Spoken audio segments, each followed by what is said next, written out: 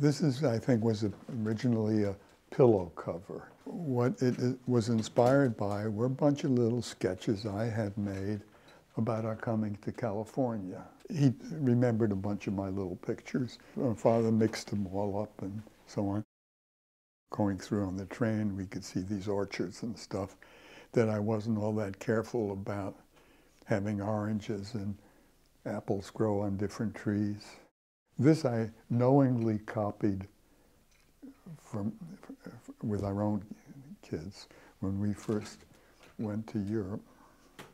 Here's my out-and-out copying of, you know, nowhere near the business of our going to California.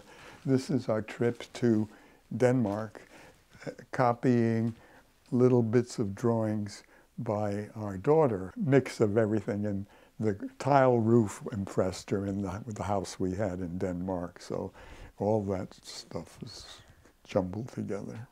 She was 5, I was 4 at that time. And you can see from that that she's very proud that she has that upper bunk bed. And I just copied her stuff. And the other thing you can see from that are her 2 brothers, which are down there below, not quite human.